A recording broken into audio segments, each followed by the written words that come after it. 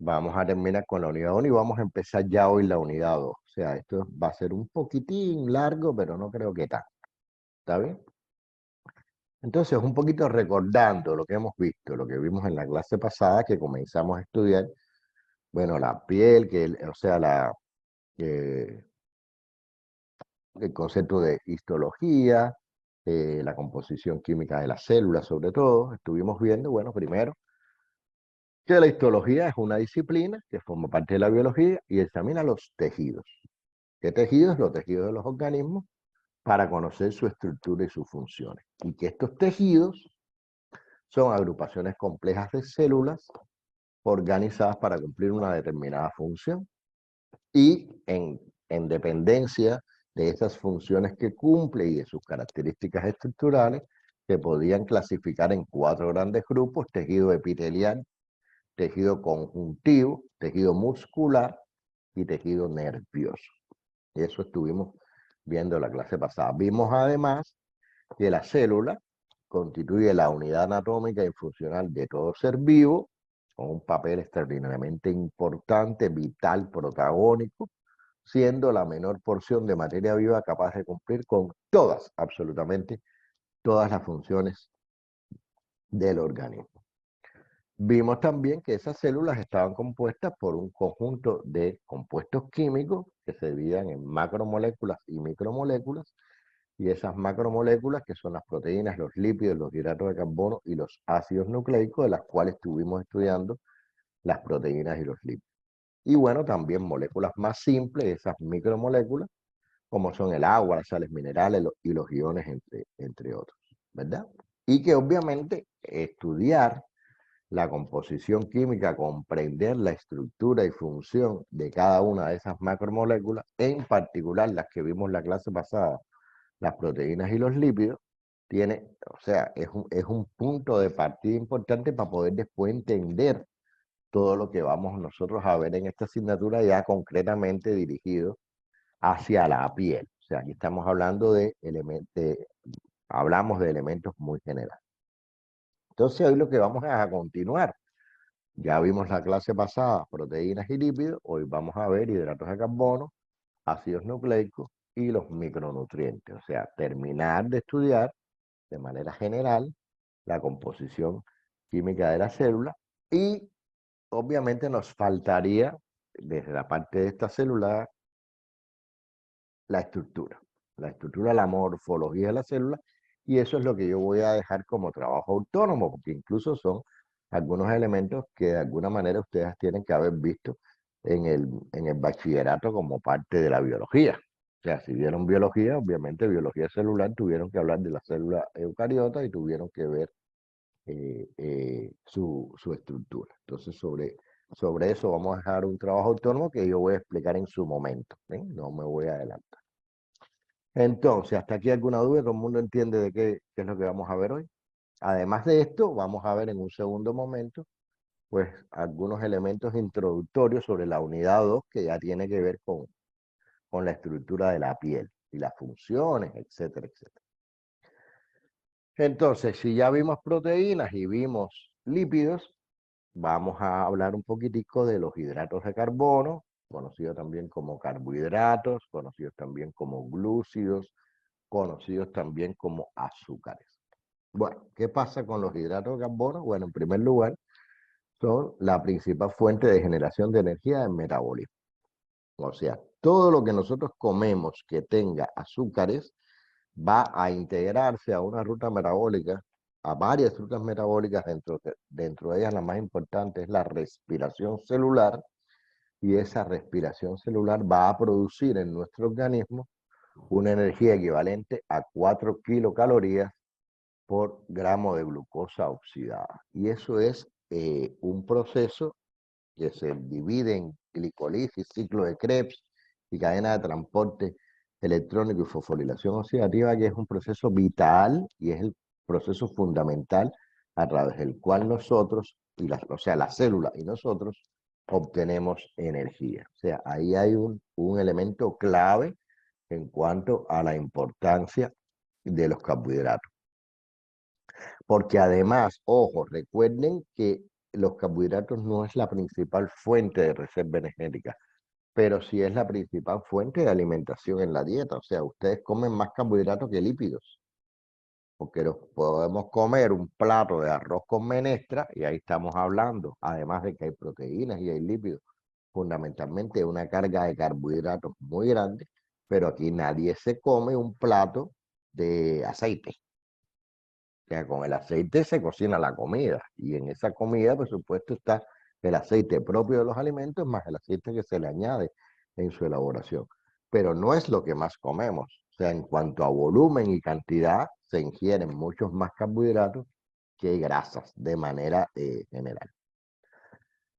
Además, los carbohidratos son una fuente de reserva energética. No es la fundamental ni la mayoritaria, porque la fundamental en los animales son los lípidos, pero sí es una fuente importante de reserva energética. En el caso de los vegetales, el almidón, y en el caso de nosotros, que pertenecemos al reino animal, es el glucógeno. Y ese glucógeno, que no es la principal fuente de reserva, es la primera que se gasta. Digamos, no sé si todos han desayunado. A lo mejor hay alguien que no ha desayunado y merendó ayer a las 8 de la noche.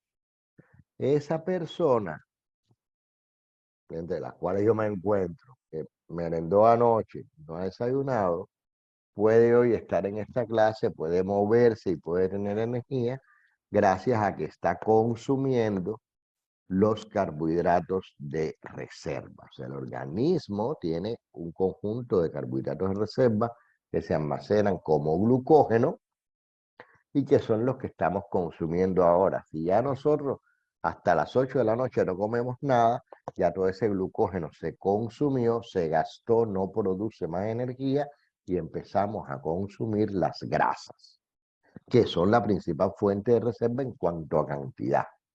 Y por eso podemos estar sin comer hasta las 8 de la noche, muriéndonos de hambre, pero con energía. ¿Está bien?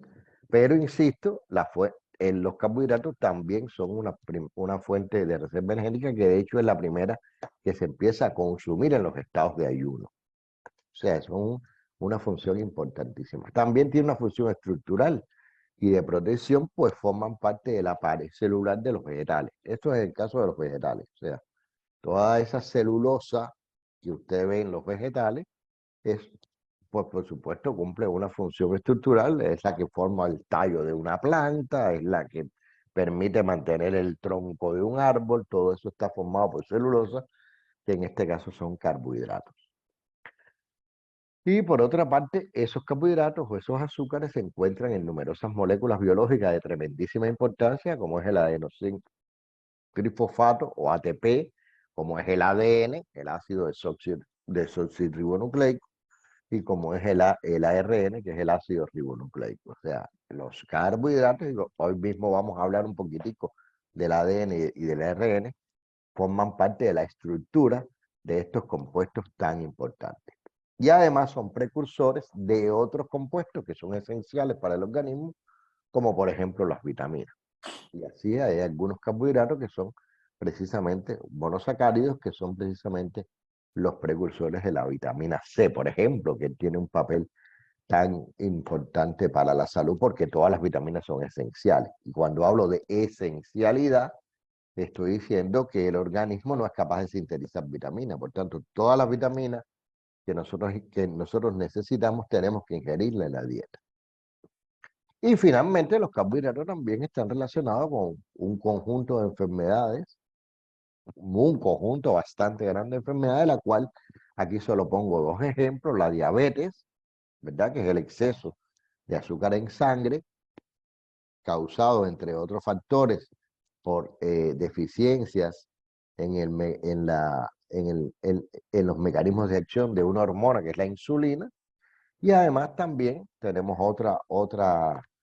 otro padecimiento u otra patología que es bastante común, que es la intolerancia a la lactosa, conocida también como galactosemia. O sea, no sé si alguien aquí es intolerante a la lactosa, pero la intolerancia a la lactosa se debe precisamente a la ausencia de la enzima que es la encargada de hidrolizar esa lactosa, y por eso, como esa lactosa no es hidrolizada, no es transformada, no es metabolizada, pues eso produce toda una serie de padecimientos a nivel intestinal, diarreas, flatulencia, o sea, un conjunto mm, de padecimientos que están precisamente relacionados, en este caso, con la lactosa, que es el carbohidrato fundamental de la leche. No sé si sabían eso.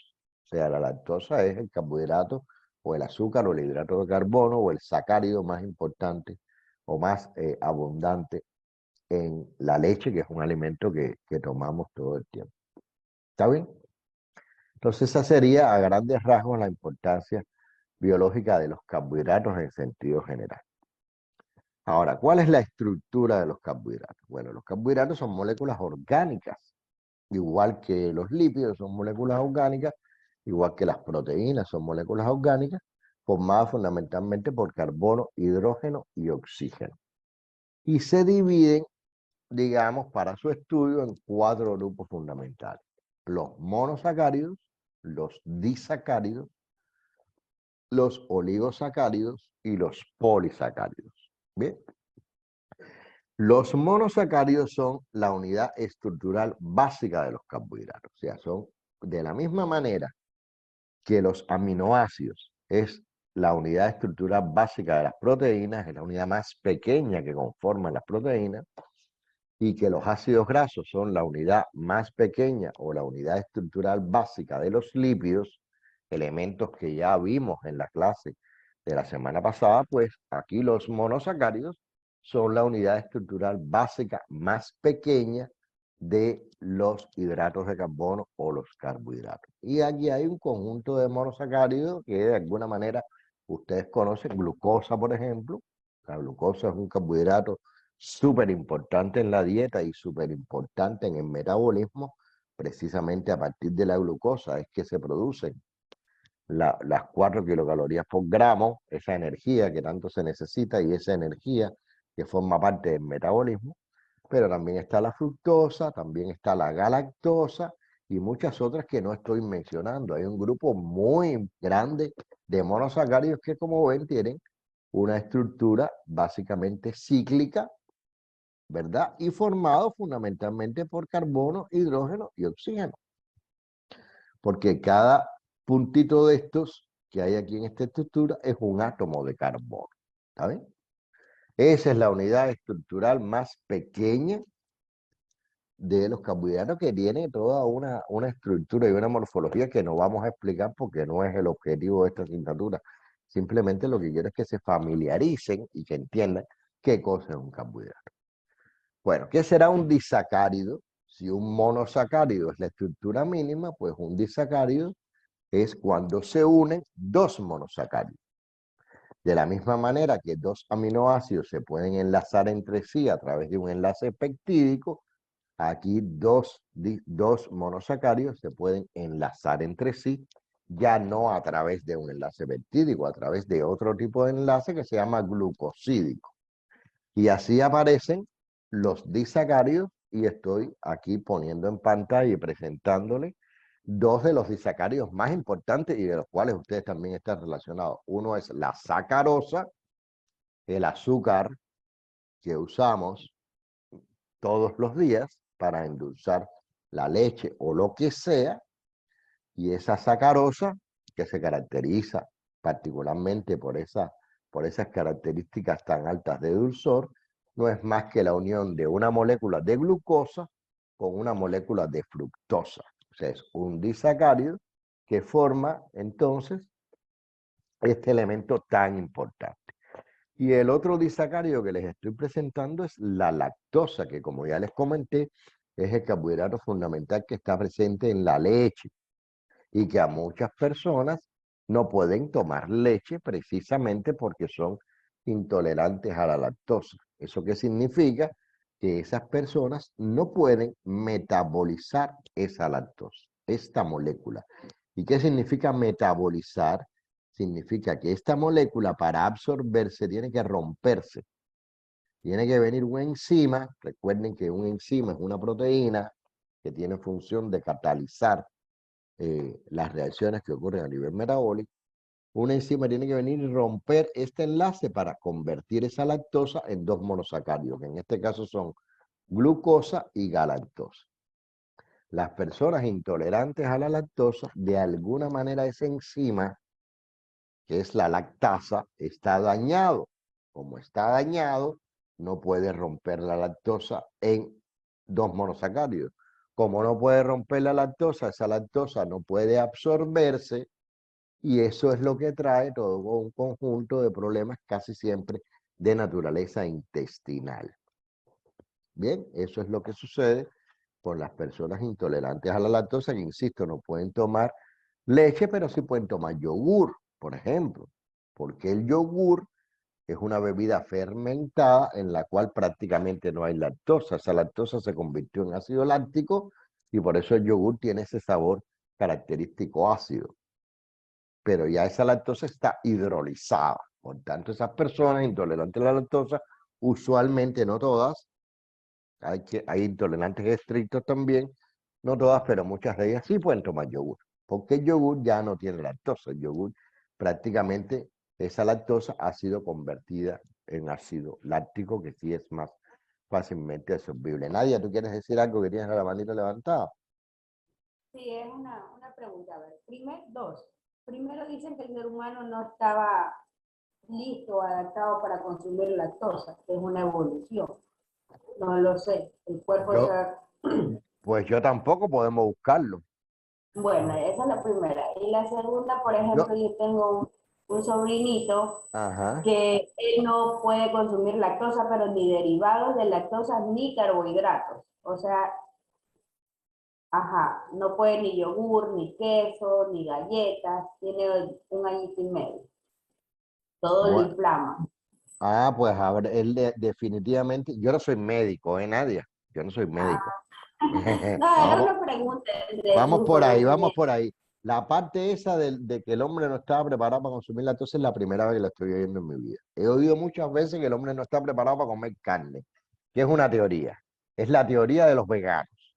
Es la teoría que defienden los veganos. Bien, eso no lo había oído nunca. Primera vez que oigo que el hombre no podía consumir. Eso me extraña además mucho, porque el hombre toda la vida ha tenido como resultado, por supuesto, de la evolución también, pero no el hombre, sino los animales, pues una enzima que se llama lactasa, que es la encargada de hidrolizar la lactosa. En el caso de tu sobrinito habría que ver, pero seguramente debe estar también relacionado por un problema enzimático, por un problema de todo el mecanismo enzimático, donde él tiene una deficiencia, porque efectivamente yo no, o sea, si se me entendió que el yogur no tiene lactosa, no es que no tenga, es que tiene muy bajo contenido en lactosa.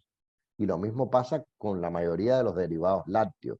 O sea, el queso, el queso sí tiene lactosa, aunque el queso también es el resultado de un proceso de coagulación de las proteínas, ni más ni menos. Pero ahí hay presente también lactosa. O sea, si él tiene insuficiencias importantes en los enzimas encargados de hidrolizar la lactosa, aun cuando en determinados productos lácteos haya mucha más baja concentración de lactosa que en el producto original, que es la leche, pues obviamente por eso debe ser que él no puede consumir ningún producto, o sea, ningún derivado lácteo, porque de alguna manera cualquier derivado lácteo tiene una pequeña, aún los derivados como el yogur, por ejemplo, tienen una pequeña proporción de lactosa. Ya esa pequeña proporción de lactosa, si él tiene un problema enzimático fuerte, pues obviamente él no la tolera, ¿verdad? Quiero Doctor, decirte que en el mundo es interesante que alrededor de entre un 50 y un 60% de la población mundial es de alguna manera intolerante a la lactosa. De alguna manera. Cuando digo de alguna manera, quiere decir que hay personas que pueden tomar leche y se pueden tomar 1 litro de leche diario y no pasa absolutamente nada.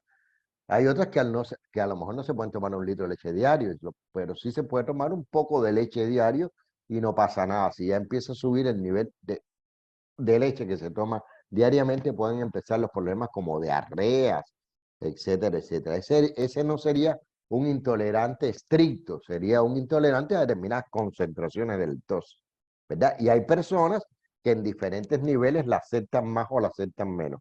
En el caso de tu familiar, obviamente, él está en un extremo en el cual prácticamente, o sea, de hecho, no puede consumir ningún producto lácteo. Y yo me imagino que sea por el problema de la lactosa, tal vez a lo mejor ahí hay otra cosa, no lo sé. Pero usualmente los problemas lácteos están relacionados, o sea, los problemas con los productos lácteos están relacionados con la conservación de lactosa, básicamente. Por ahí va la cosa. ¿Alguien más quería hablar? Doctor, sí, Dime, yo María tengo José. algo que aportar al tema ahorita que estamos hablando de la intolerancia a la lactosa y demás. Ya. Bueno, algo que yo he escuchado mucho es que prácticamente los únicos mamíferos, por decirlo así, que siguen tomando leche después de que prácticamente Eso sí es la verdad. madre desteta al hijo, somos los seres humanos. Eso sí es verdad. Entonces, lo que las nutricionistas o los nutricionistas muchas veces dicen es que la leche no tiene ningún aporte nutricional, que es como una golosina. Eso es un Entonces no es, disparate. Eso es un disparate, María José. Me traes a todos los nutricionistas que digan eso, eso es un disparate absoluto. Te cuento algo muy rápido. Me alegra que participen. Por cierto, entre tus aportes, María José, no podría estar tu rostro. Digo yo, me parece que podría estar tu rostro, es porque que no. tengo fallitas con la cámara, Ya, doctor, pero aquí fallita estoy con la conversando, estoy cámara. Está conversando. bien, está bien, está bien. Muy rápido, muy rápido. Mira, eso es un disparate absoluto. En primer lugar, te cuento algo. O sea, la lactosa de la leche es un producto extraordinariamente importante y con alto valor nutricional. Segundo elemento, las proteínas. Las proteínas tienen valores nutricionales diferentes. Eso lo vimos de alguna manera en la clase pasada, ¿se acuerdan? El valor nutricional va a depender, entre otras razones, de su proporción en aminoácidos esenciales. Y vimos que hay 8 aminoácidos que son esenciales durante todas las etapas de la vida. Por tanto, hay que consumirlos en la dieta. ¿Está bien? De manera que el valor de una proteína no solo está en la cantidad de proteínas, sino en la calidad de esas proteínas. Y la calidad de esas proteínas depende, entre otros factores, fundamentalmente de su contenido en aminoácidos esenciales. Eso lo entendimos, ¿verdad? Ahora te cuento esto. La proteína de más alto valor nutricional de todas es la del huevo. La del huevo. O sea, el valor nutricional de la proteína del huevo es muy superior al valor nutricional de las proteínas del resto de todos los alimentos que tú conoces. Y después de la proteína del huevo, la que le sigue es la proteína de la leche. O sea, fíjate si no, si el soberano disparate de los nutricionistas, que no sé qué nutricionista te habrá dicho eso. O sea, la proteína de la leche es una proteína de elevadísimo valor nutricional y por tanto tiene una tremendísima importancia y un impacto protagónico en la nutrición. Además de que en la leche hay lípidos, además de que en la leche hay vitaminas hidro y liposolubles. O sea, la leche tiene un grupo importantísimo de vitaminas, sobre todo la leche que se toma directa de la vaca. Porque, ¿qué pasa? La leche del supermercado es una leche que sufrió un proceso que se denomina pasteurización o esterilización con vistas a eliminar las cargas microbianas y que esa leche dure más. Cuando tú sacas la leche de la vaca, esa leche de la vaca te dura 24 horas. Si tú no le haces nada. Ahora, cuando tú comercializas esa leche que se vende en supermercados o esa leche que puede estar envasada sin abrirse mucho tiempo, incluso fuera del refrigerador, es porque es leche esterilizada. Y ese proceso que tiene un objetivo esencial, que es eliminar la carga microbiana, matar las bacterias y los microorganismos que puedan estar en la leche, pues obviamente también destruye una buena parte, un gran porcentaje de contenido vitamínico, ¿verdad? Y por eso muchas leches están enriquecidas con vitaminas. O sea, la leche es un alimento súper esencial y con independencia de que es verdad que en determinados momentos ha habido un cierto ataque a los productos lácteos en sentido general, pueden buscar en la literatura Sí, es porque científica. nos quieren obligar a tomar esas leches de soya, de almendra, qué asco. Bueno, Horrible eso.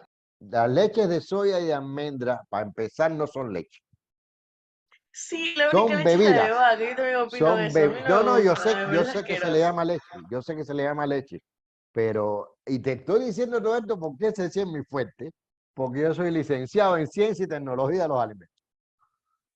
O sea, es así, ese campo sí es un campo fuerte mío, o sea, para nada. No son leche, pero Sí bueno, que sabe, se sí le que llaman sabe leche. Se le licenciado. llaman leche, pero en realidad son bebidas. Leche es la de la vaca o la de la cabra o la de los animales, generalmente de 4 estómagos. ¿Está bien? Así que aclarado el Sí, punto, el próximo. gracias por la información y por sacarnos, bueno, por sacarme de la ignorancia a mí. No, no, y coman productos lácteos que malos no son. Todo, miren, señores, todo es bueno y todo es malo. Todo en exceso es malo. Una Doctor, dieta balanceada significa tener un balance adecuado entre proteínas, carbohidratos y lípidos, conjuntamente con vitaminas y minerales. Eso es una dieta balanceada y así como hay que comer. ¿Ve? doctor, entonces sería un mito que solo hasta una cierta edad se debería consumir leche, porque solo es para el calcio, solo Que porque tiene no, que no es propiedades. solo para el calcio, Por que eso no digo, es tiene solo para... otras propiedades, tiene otros No, no, no, nutrientes. no, no, no, no, no, no, no, no. Leche se puede consumir en todas las etapas de la vida siempre y cuando tú no seas intolerante. No es solo el calcio, que bien, el calcio también que tiene una importancia enorme en la formación de los dientes, en el mantenimiento de los huesos. Estoy hablando de las proteínas, estoy Claro, hablando de los azúcares, estoy hablando incluso de los lípidos, que no son tan buenos, pero no significa que sean malos. Y estoy hablando de vitaminas y minerales. Así que vamos a olvidarnos de ese tabú que hay con la leche. ¿Está bien? Bárbaro, me encanta que me pregunten. Bueno, ya vimos un par de disacáridos. Entonces, ¿qué son los oligosacáridos? Bueno, cuando se empiezan a unir más de 2 monosacáridos y llegan hasta 10. O sea, entre 3 y 10 monosacáridos unidos entre sí forman los oligosacáridos que tienen una determinada importancia a nivel metabólico, pero mucho más importante en este sentido serían los polisacáridos, que son estructuras muy grandes con cientos y miles de monosacáridos unidos unos a otros, son estructuras con un alto peso molecular, un peso molecular tan alto como el de las proteínas, que ya vimos que también eran estructuras de alto peso molecular, y realmente los que nos interesa, los dos polisacáridos más importantes o que más nos interesan desde el punto de vista metabólico son el glucógeno y el almidón, que como ven los he representado ya no como una estructura, sino como un grupo de bolitas, ¿verdad? Imagínense que cada una de esas bolitas es una molécula de glucosa, porque tanto el glucógeno como el almidón están formados única y exclusivamente por moléculas de glucosa unidas entre sí a través de enlaces alfa 1,4, que son enlaces glucosídicos. No quiero que profundicen en eso.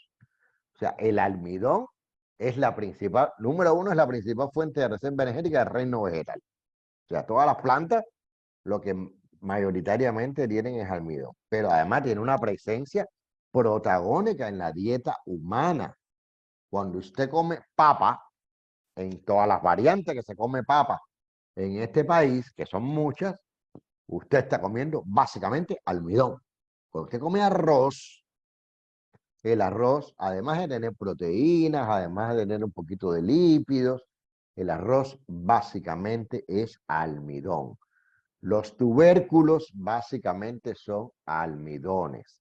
Las menestras son básicamente almidones, aunque los frijoles o los frijoles, como le llaman aquí, tienen también un contenido bastante importante de proteínas, pero fundamentalmente el contenido mayoritario de todos esos productos que forman parte de nuestra dieta cotidiana es el almidón. Y ese almidón está formado por 2 polisacáridos. Una cadena lineal, esto lo voy a decir muy rápido.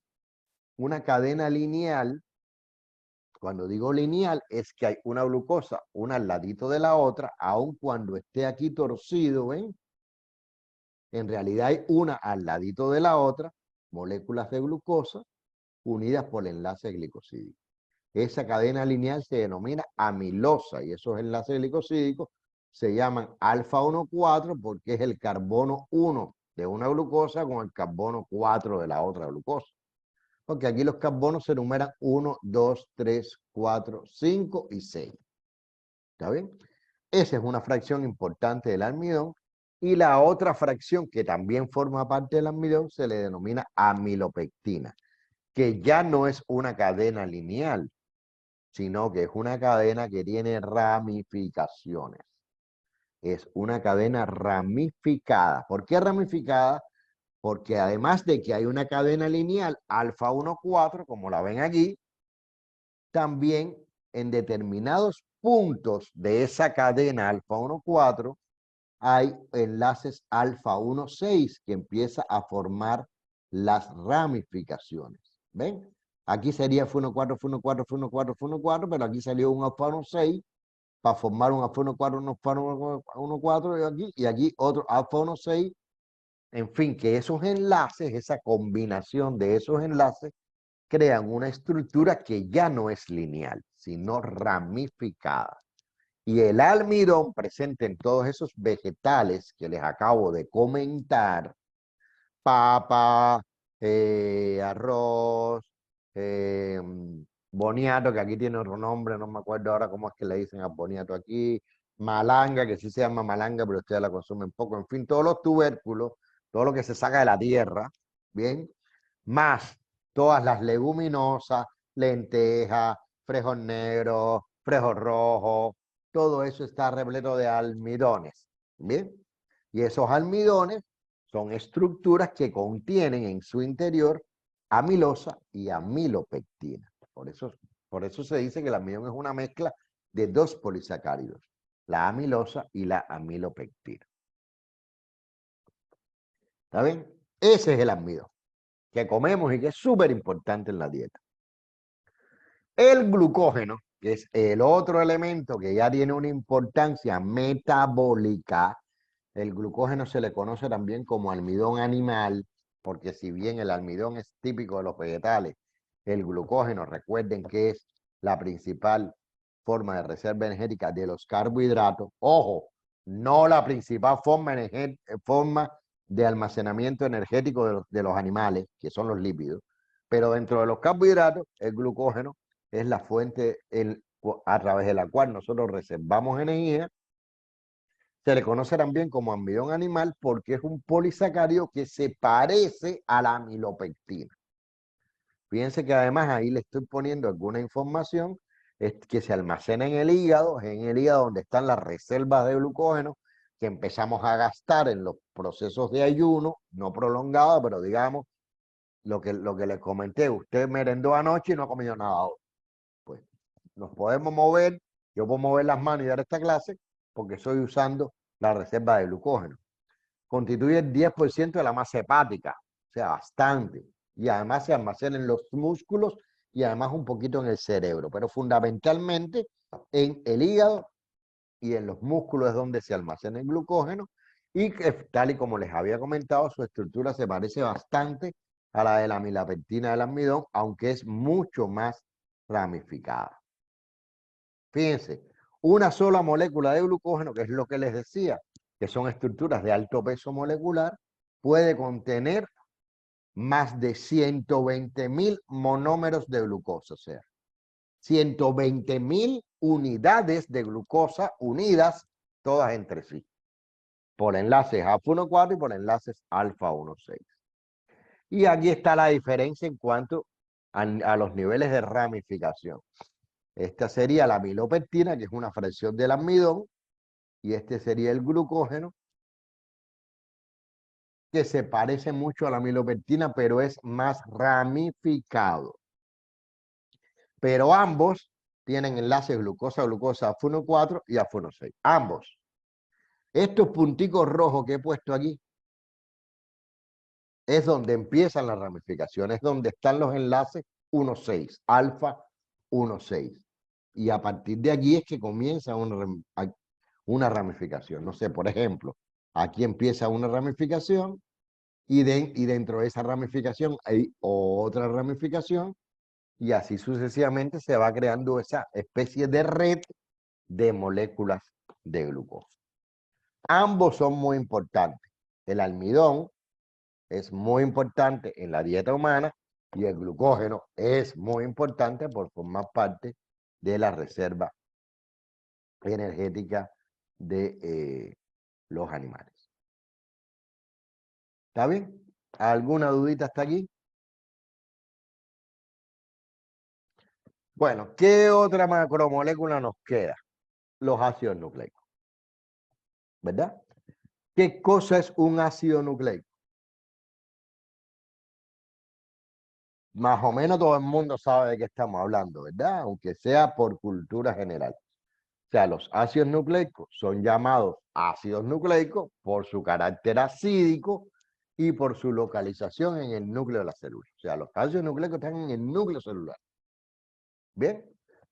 Son compuestos que contienen carbono, hidrógeno, oxígeno, pero además nitrógeno y fósforo. Se encuentran en todos los seres vivientes. Absolutamente todos los seres vivos poseen ácidos nucleicos. Y pertenecen a la categoría de macromoléculas que están formadas por polimerización, o sea, por uniones en cadenas lineales de un gran número de unidades estructurales que en este caso se llaman nucleótidos. No se llaman aminoácidos como en el caso de la proteína, no se llaman ácidos grasos como en el caso de los lípidos y no se llaman monosacáridos o sacáridos como en el caso de los carbohidratos. Se llaman nucleótidos y en un ratito yo les voy a comentar. La importancia es capital, protagónica, o sea, son los poseedores de la información genética y por tanto son los responsables de la transmisión de esta información genética de padres a hijos y de una generación celular a otra. O sea, la importancia de los ácidos nucleicos para la vida es vital.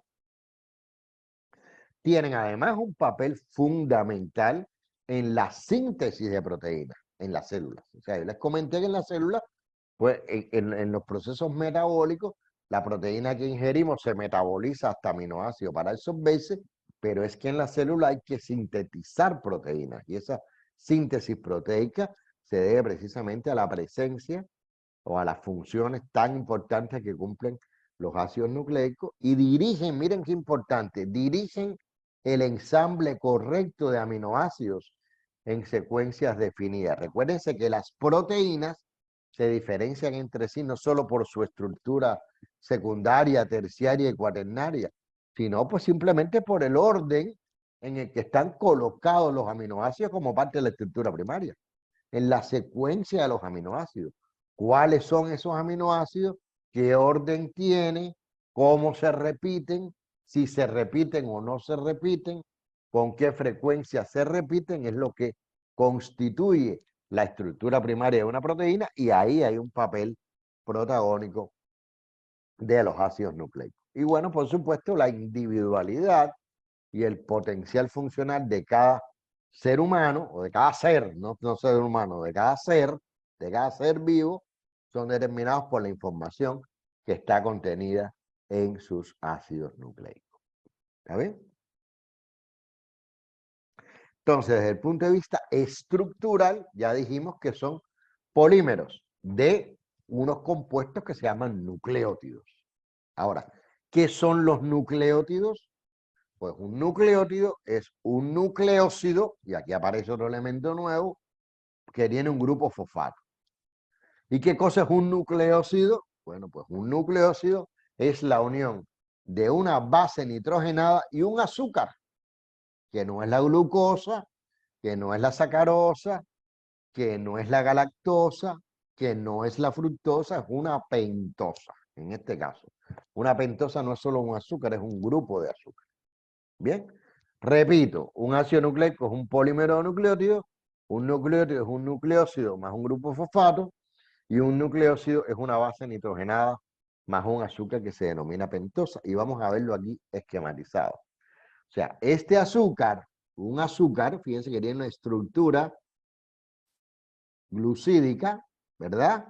Todos átomos de carbono, aquí hay grupos hidroxilo, y este enlace que ya vimos en la glucosa, y lo vimos en la fructosa, y lo vimos en la galactosa, pues este azúcar se une a una base nitrogenada. Y eso es lo que constituye un nucleósido. Ahora, este nucleósido, a través de un enlace con ese azúcar, se une a un grupo fosfato. Y eso es lo que constituye un nucleótido.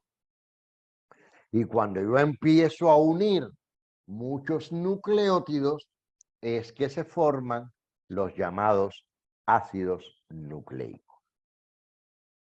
¿Está bien? ¿Se entiende ahí? Esto es una aproximación, no es demasiado lo que habría que aprender aquí. Y los dos ácidos nucleicos más importantes, obviamente son el ácido ribonucleico y el ácido desoxirribonucleico. ¿Cuál es la diferencia entre ambos? Bueno, en primer lugar, tienen diferencias que están relacionadas con las bases nitrogenadas. Estas son las bases nitrogenadas que forman los ácidos nucleicos. Hay 5 bases nitrogenadas, 5 bases. La citosina, la guanina, la adenina, el uracilo y la timina. Esas son las 5 bases nitrogenadas que se unen con ese azúcar y con ese grupo fosfato para formar los nucleótidos. ¿Está bien? Ahora, la diferencia entre el ADN y el ARN, ¿cuál es la primera diferencia que ustedes están notando allí? Dime, Nadia. ¿Qué diferencia tú notas entre esta estructura que es el ARN y esta estructura que es el ADN? El ARN solo tiene como una cadena. Exactamente, el ARN tiene una cadena, en tanto el ADN tiene 2 cadenas. Esa es la primera diferencia sustancial que tienen ambos ácidos nucleicos.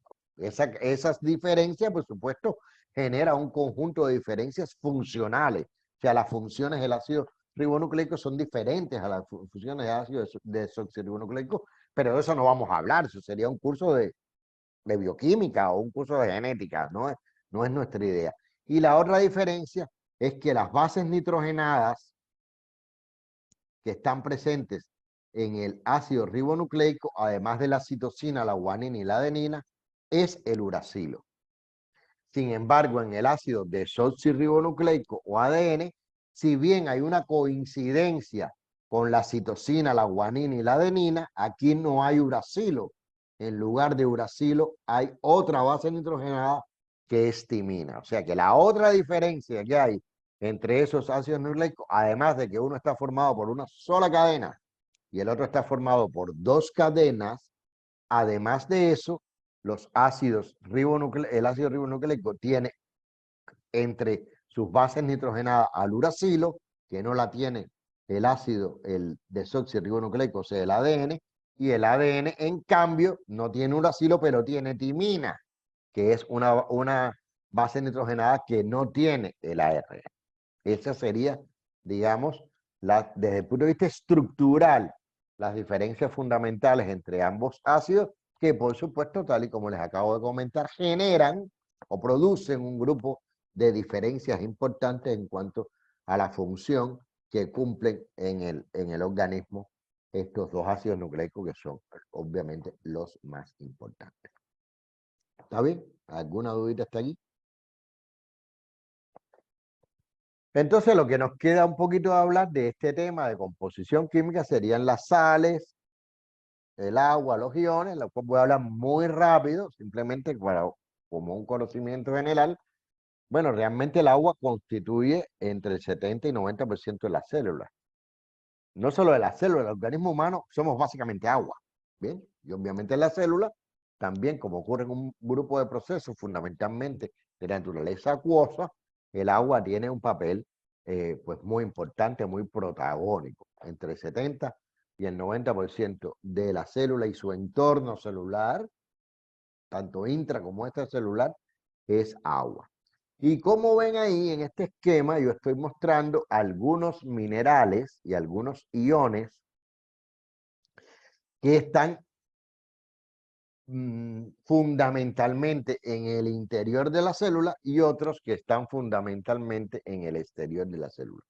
Por ejemplo, si nosotros observamos el potasio y el sodio, que son dos elementos súper importantes en el metabolismo, en el mantenimiento de un mecanismo que se llama la bomba sodio-potasio, que es un mecanismo súper importante, vemos, por ejemplo, que dentro de la célula hay mucho más potasio que afuera. Aquí hay 140 mil equivalentes por litro y afuera hay o sea, máximo 5,5 mil equivalentes por litro.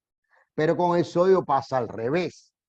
Hay más sodio afuera, extracelular, en el líquido extracelular, de entre 135 y 145, que adentro que hay 10.000 equivalentes por litro. Por eso se habla de la bomba sodio-potasio.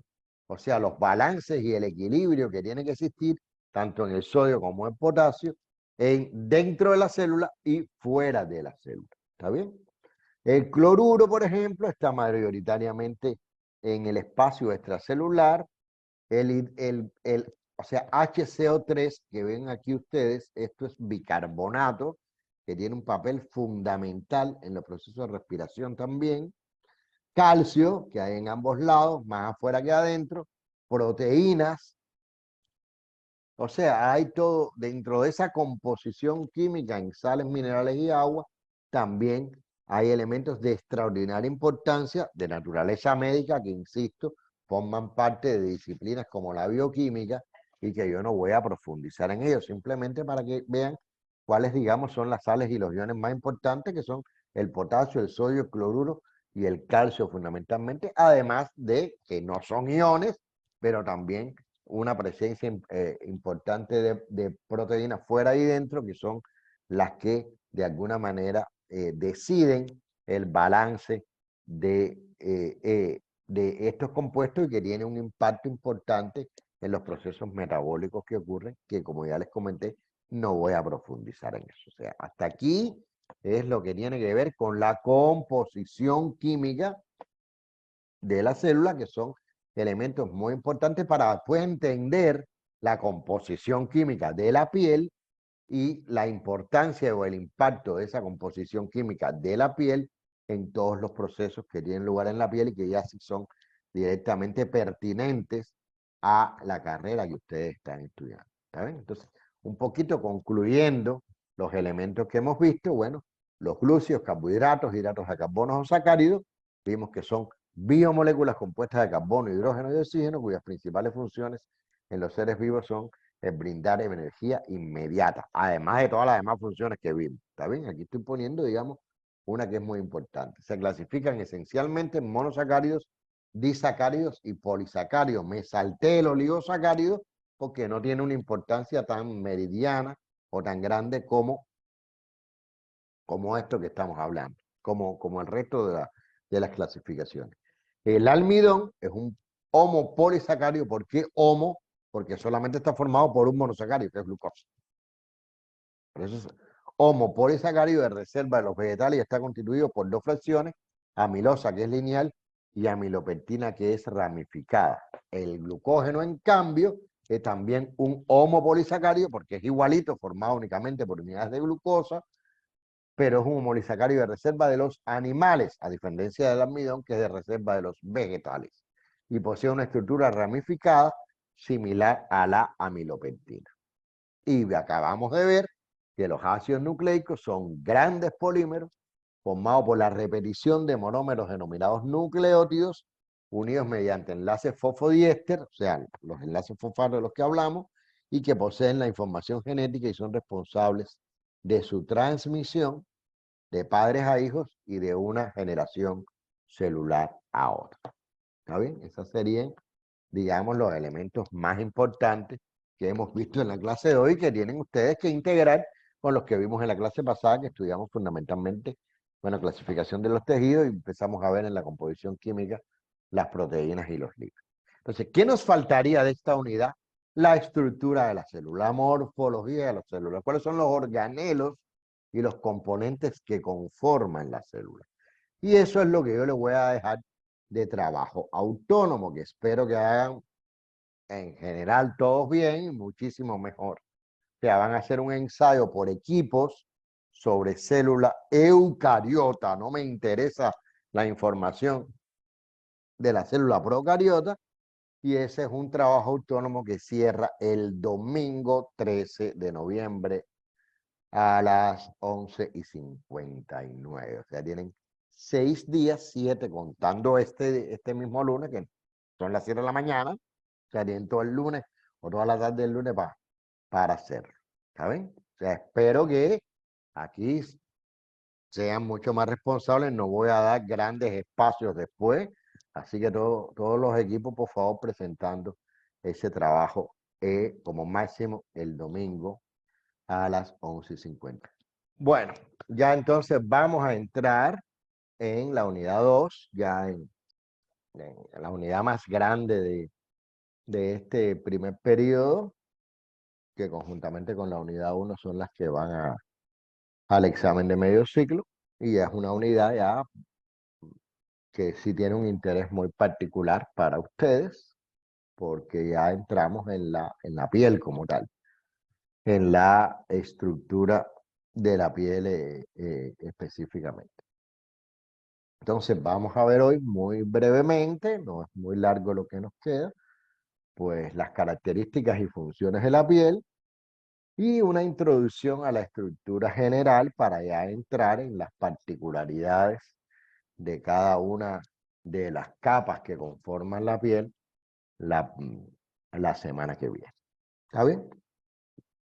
Entonces, bueno, entre las características generales de la piel, ¿de qué temas vamos acá a comentar un poquito? Bueno, la piel es un órgano complejo, es un órgano formado por diversos tipos y estructuras celulares que son interdependientes, que son específicas, pero que en conjunto actúan por un mismo objetivo esencialmente protector. No es el único, pero digamos, la función de barrera de la piel es una o yo diría que es la función fundamental que tiene nuestra piel. Este órgano tiene, tal y como acabo de mencionar, un elevado nivel de especialización y es una estructura diferenciada que tiene un conjunto muy grande de componentes. Pongo un par de ejemplos, por ejemplo, los folículos pilosebáceos, las glándulas sudoríparas, que tienen, digamos, funciones muy particulares, que desempeñan, por supuesto, desempeñan funciones muy específicas. Esto es un elemento importante. Un órgano formado por diversos tipos y estructuras celulares que actúan en conjunto, pero a su vez tienen niveles de especialización muy particulares cada una de ellas, pero el conjunto de ese trabajo de esas células y de esas estructuras es lo que da lugar a ese órgano con determinados tipos de funciones que vamos a ver en un ratito. La superficie total aproximada, porque eso depende, por supuesto, del tamaño y del peso de las personas, pero la superficie total aproximada en el adulto es de 1,5 a 2 metros cuadrados y la piel tiene un espesor igual alrededor en general de 1,5 a 4 milímetros. Estoy hablando de la piel. Cuando pensamos en la piel, siempre pensamos nada más en la epidermis, que es la capa superior, pero la piel no solamente está formada por epidermis.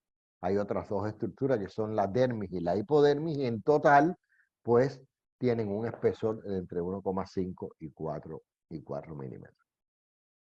La piel contiene alrededor de 1,8 litros de sangre, representa el 6% del peso corporal total, que es un porcentaje, una proporción importante. Alrededor de 4,8 kilogramos en el hombre, en dependencia del tamaño y del peso corporal del hombre, y 3,2 kilogramos en la mujer, también en dependencia. Estos son datos aproximados. Y bueno, las características de la piel, por otra parte, también permiten que sea un vehículo para la administración de fármacos. O sea, estamos hablando ya de fármacos, no estamos hablando solamente de cremas embellecedoras y de productos embellecedores o de productos hidratantes, sino estamos hablando ya de fármacos, principios activos que tienen una función particular de actuar contra una determinada patología o un determinado padecimiento. O sea, eso entraría ya en el campo más bien de la dermatología, pero es un vehículo de administración que tiene una gran ventaja, y la ventaja es que se evita el metabolismo hepático de la molécula de ese principio activo que tiene la función de actuar contra esa patología. O sea, todos los medicamentos que nosotros consumimos, todos los medicamentos, se van a metabolizar en el hígado. Y los medicamentos, todos, si bien son buenos por una parte, son malos por otra.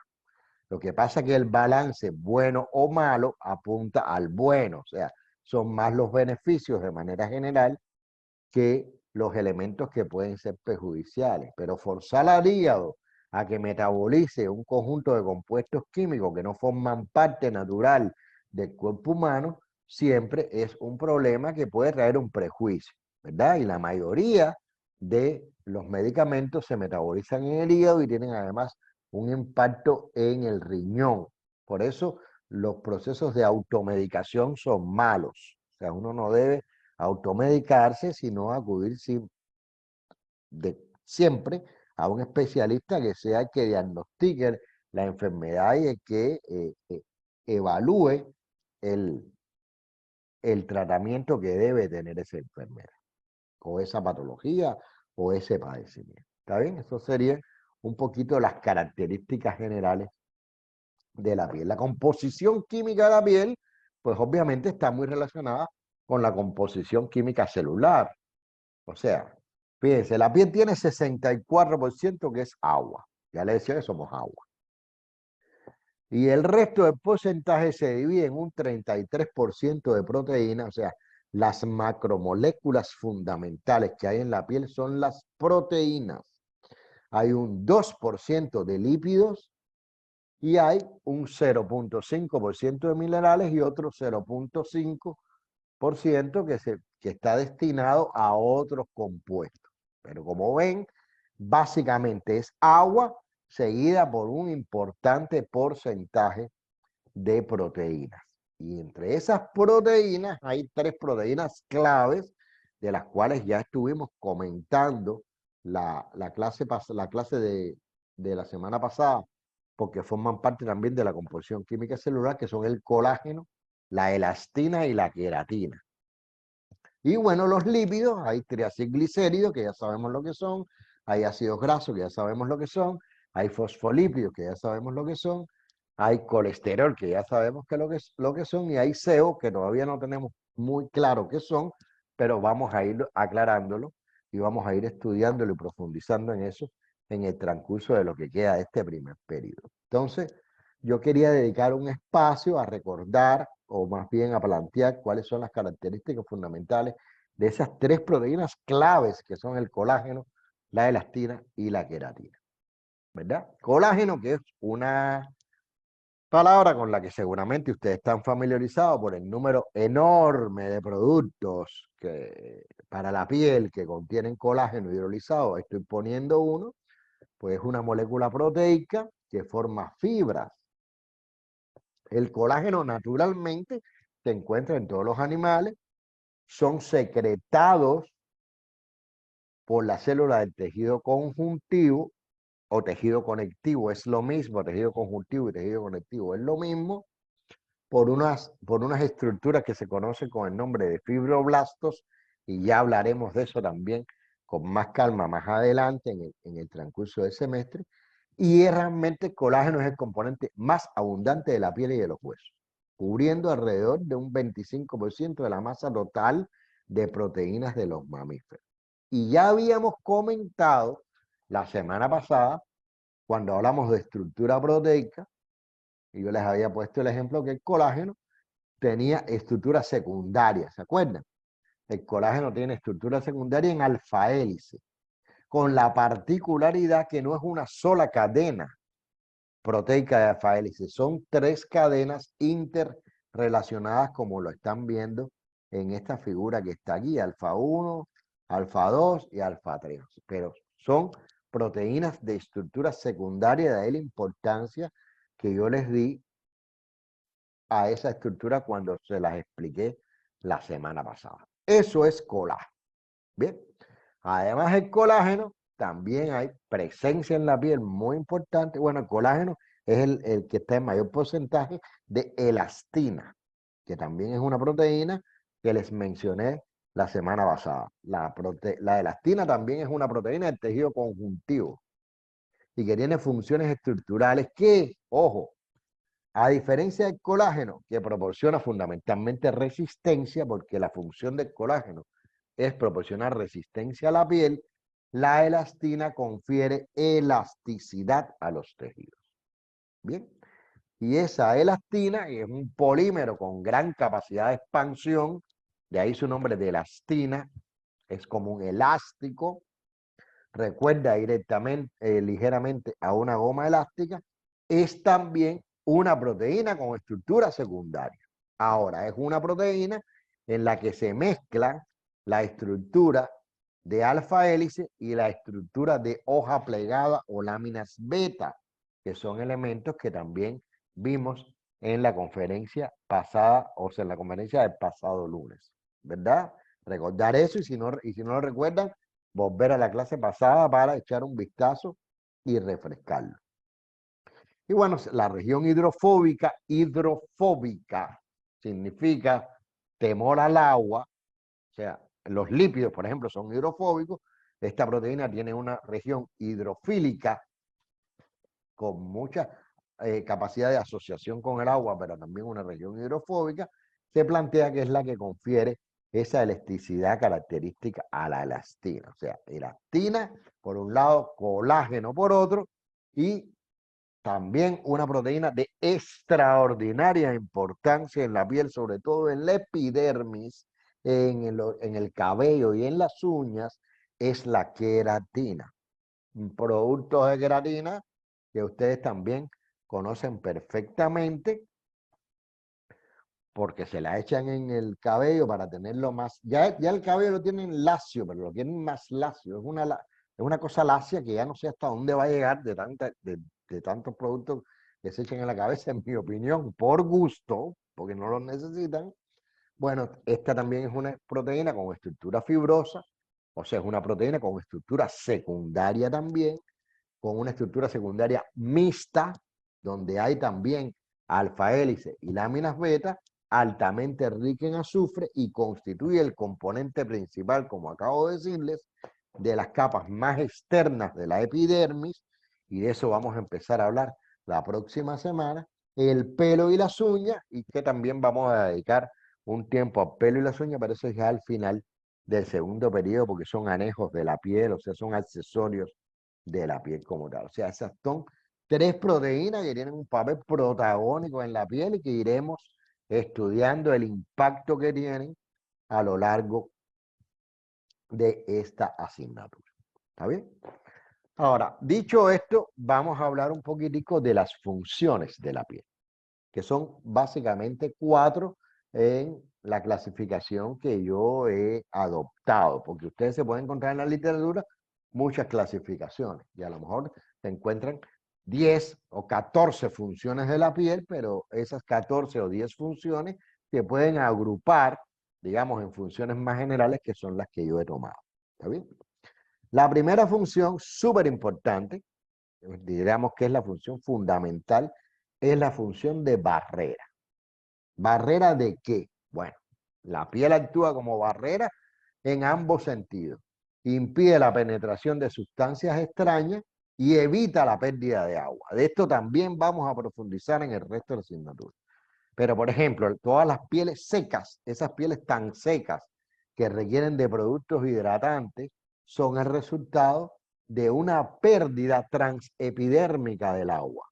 O sea, el agua, que normalmente ese 64% de agua que está en la piel, cuando se empieza a perder, pues obviamente es lo que produce esa sequedad de la piel y lo que requiere de la aplicación de productos hidratantes. Bien, por eso se dice que la función de barrera está en ambos sentidos. Una, evitar la penetración de compuestos extraños al organismo a través de la piel, y dos, evitando la pérdida de agua. Ese grado de impermeabilidad cutánea obviamente varía en función del área de la piel. O sea, no es lo mismo la piel de los brazos que la piel de las palmas de las manos, que la piel de la planta de los pies. Se plantea que, por ejemplo, la piel del escroto, las palmas y plantas de los pies, las palmas de las manos y plantas de los pies, es más permeable al agua que la zona de la frente y el dorso de las manos. Y además que hay otros factores, obviamente, que pueden alterar las propiedades aislantes de la piel. La edad es uno de ellos. O sea, las propiedades aislantes que tiene mi piel, por ejemplo, que tengo 60 años recién cumplidos, infortunadamente, no es igual que la de Nayiba, o la de Cristi, o la de Tabata, y dije bien Tabata. ¿Sí o no, Tabata? ¿Está bien? Pero también los traumatismos, condiciones ambientales, cualquier tipo de elemento externo que puede facilitar o dificultar la penetración de, por ejemplo, algunos fármacos que se utilizan a nivel tópico, o sea, a nivel superficial. Y también hay teorías que plantean que los lípidos del epidermis también tienen propiedades antibacterianas, o sea, que esa función de barrera entre las sustancias extrañas que pudiera evitar la penetración de esas sustancias extrañas, pudieran haber microorganismos, bacterias en este caso, y que los ácidos grasos libres tienen propiedades bacteriostáticas. Ojo, no es lo mismo antibacteriano que bacteriostático. Un antibacteriano o un bactericida, ojo, es un medicamento o un compuesto químico bactericida que mata las bacterias, que destruye las bacterias. Mientras un compuesto bacteriostático no las destruye, pero detiene su crecimiento. O sea, ambas propiedades, tanto las bactericidas como las bacteriostáticas, son beneficiosas, pues nos protegen de la infección bacteriana en este caso. No hablo de microorganismos en general, porque también hay hongos, también hay virus. Estoy hablando básicamente de infecciones bacterianas. O sea, son tres elementos clave protectores que expresan la función de barrera de la piel. Ahora, también la función de barrera de la piel está relacionada con que la piel constituye una barrera protectora frente a la radiación ultravioleta. Entonces tienen este esquema que quiero que les estoy presentando un poquito para que también ganen en cultura general. Las radiaciones solares, bien, la luz del sol emite tres tipos fundamentales de radiaciones. La radiación infrarroja, que es invisible, no la vemos, y que tiene poco impacto hasta ahora en la salud. La radiación visible, que es lo que vemos, es lo que nos permite ver los colores de las cosas, es la radiación que vemos directamente del sol, la que tomamos todos los días, y la radiación ultravioleta, que todo el mundo sabe que es mala. Máxime en Ecuador. O sea, en Ecuador es más mala que en Cuba. ¿Por qué? Porque en Ecuador los rayos caen perpendicularmente y además estás más cerca del sol. Bien. Otro elemento interesante de este esquema es que ustedes están viendo cómo la energía de la radiación va aumentando desde el infrarrojo hasta el ultravioleta, lo cual quiere decir que la energía del infrarrojo es mucho más pequeña que la energía del visible y a su vez esta más pequeña que la energía que transmiten los rayos ultravioleta. Y a su vez la radiación ultravioleta, por la energía y por lo tanto por el prejuicio, o perdón, por el perjuicio que puede producir esta radiación, se ha dividido en tres zonas: ultravioleta A, ultravioleta B y ultravioleta C. Y como están mirando, obviamente, la radiación más energética dentro del ultravioleta es la del ultravioleta C y la menos energética dentro del ultravioleta es la ultravioleta A. Los rayos ultravioleta efectivamente son muy malos para la piel, aunque son buenos para otras cosas. Y la radiación ultravioleta tiene aplicaciones muy importantes en la química, en la bioquímica, en el análisis bioquímico, en el análisis químico. ¿Está bien? Pero a nivel, digamos, cotidiano, efectivamente, los rayos ultravioleta tienen un efecto negativo sobre nuestra piel. ¿En qué? ¿Cómo va ese efecto? Vamos a analizar primero los rayos ultravioleta C, que son los más energéticos. los de mayor energía y los más dañinos. Por suerte, esos rayos ultravioleta C son completamente absorbidos por la capa de ozono y la atmósfera. De ahí todo lo que generó los famosos agujeros en la capa de ozono, porque un agujero en la capa de ozono iba a permitir pues el paso de los rayos ultravioleta de tipo C, que son los más energéticos y por tanto los más dañinos. Bien, pero en la situación actual que tomó el mundo en función de evitar ese incremento, ese aumento del agujero de la capa de ozono, incluso se trabajó mucho para la disminución y la erradicación de ese agujero de la capa de ozono, pues con esos ultravioletas C en realidad no hay problemas porque son absorbidos. Ahora, los ultravioletas B, que son, digamos, de una energía intermedia, pero también dañina, efectivamente la mayor parte también se absorbe por la capa de ozono, pero alguna cantidad llega a la superficie de la Tierra. Y aquí estamos hablando de rayos que pueden producir eritema solar, que pueden producir cáncer de piel, o sea, ya tienen una participación mucho más importante en un conjunto de patologías relacionadas con nuestra piel. Y los ultravioleta A no se absorben por la capa de ozono, a eso estamos recibiéndolo constantemente, de ahí la importancia de, sobre todo en los países que forman parte de la zona ecuatorial de la Tierra, que es donde estos rayos inciden con mayor fuerza, de ahí la importancia de utilizar protectores solares y otros productos que permiten, digamos, minimizar o disminuir el efecto de esa radiación ultravioleta.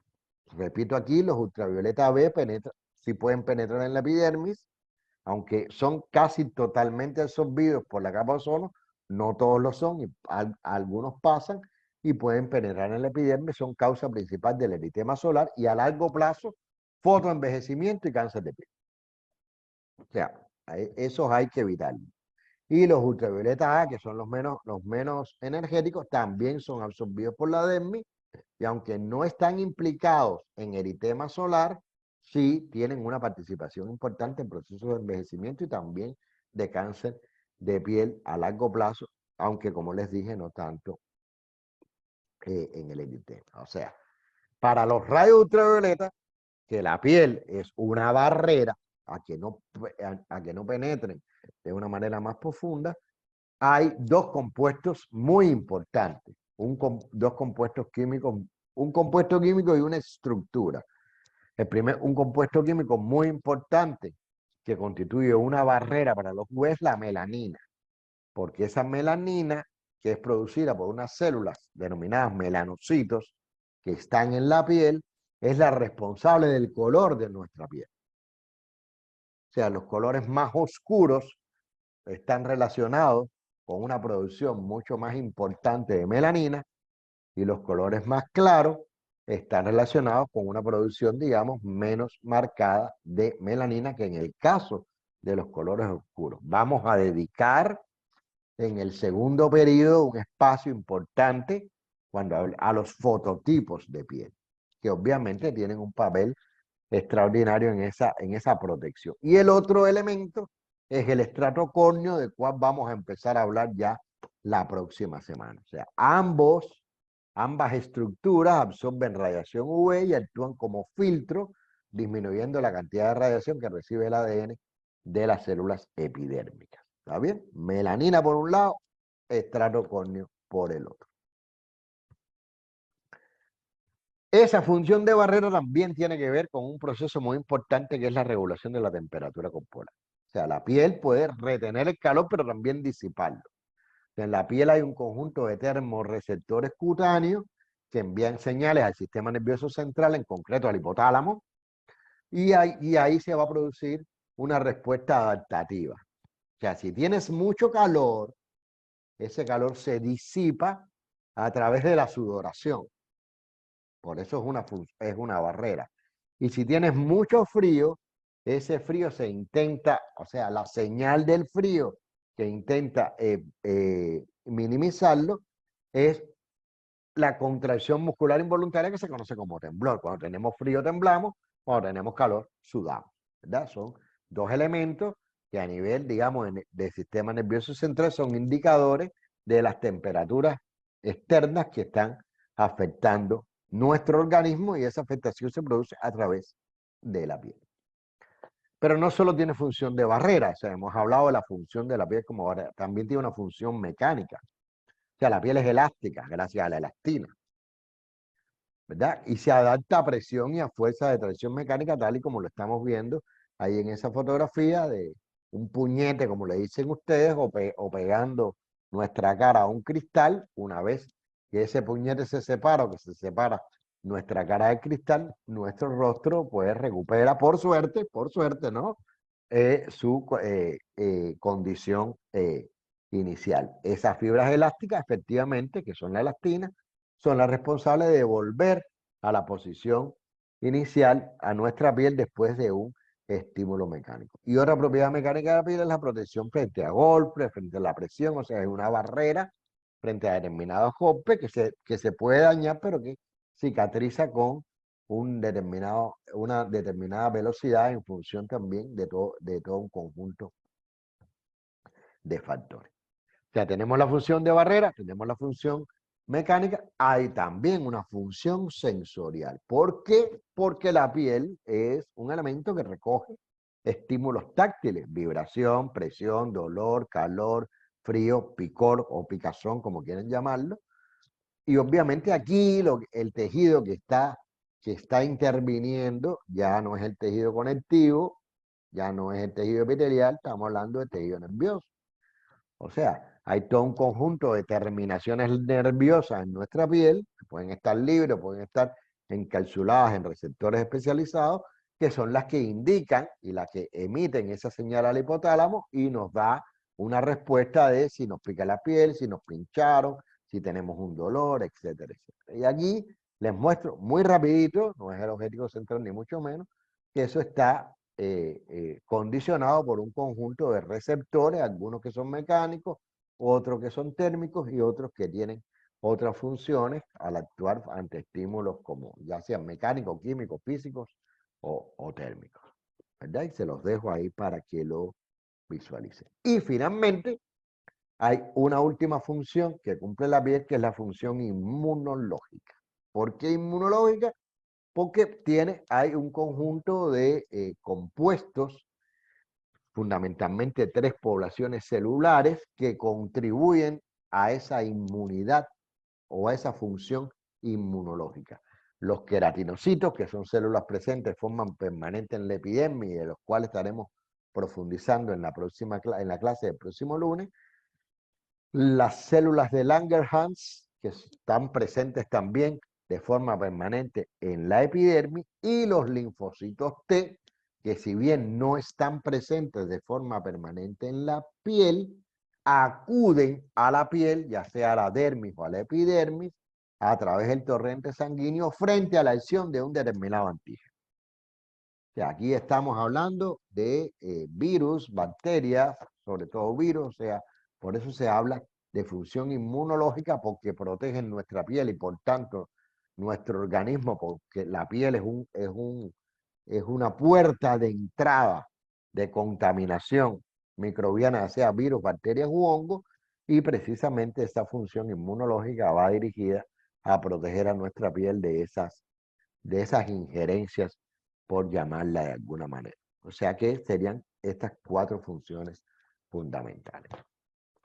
Ahora, en cuanto a la estructura, yo creo que esto es algo que de alguna manera conocen todos. O sea, la piel está formada por 3 grandes capas o 3 grandes estratos, que son la epidermis, que es la parte más externa de nuestra piel, la dermis, que es la parte intermedia o la capa intermedia, y la epidermis, que es la capa más profunda de esa piel. Y cada una de esas capas tiene sus particularidades desde el punto de vista estructural y desde el punto de vista químico y desde el punto de vista de las células más importantes que participan o que están presentes en cada una de estas capas.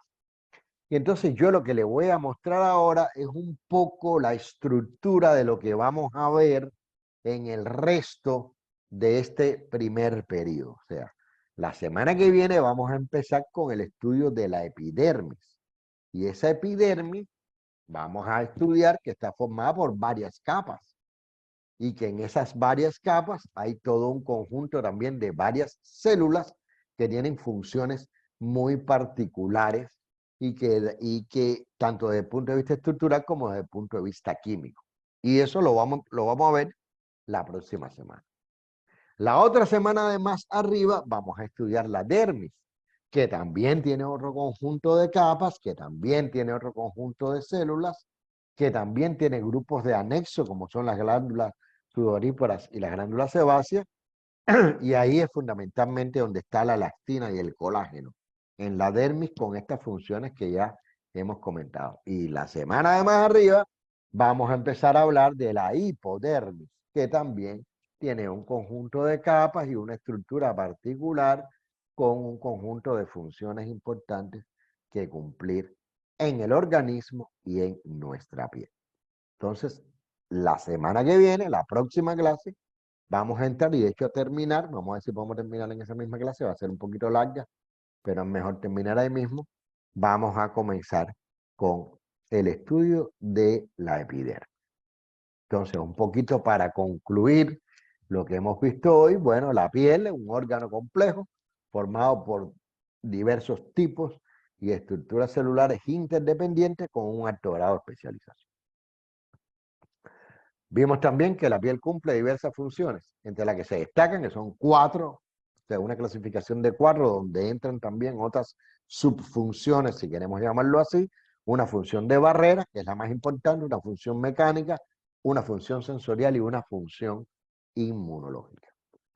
Vimos también que los componentes químicos fundamentales de la piel son las proteínas, en las que enfatizamos en 3, colágeno, elastina y queratina.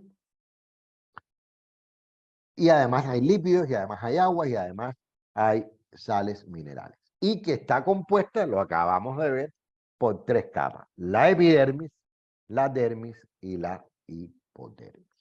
¿Está bien? ¿Alguna dudita hasta aquí?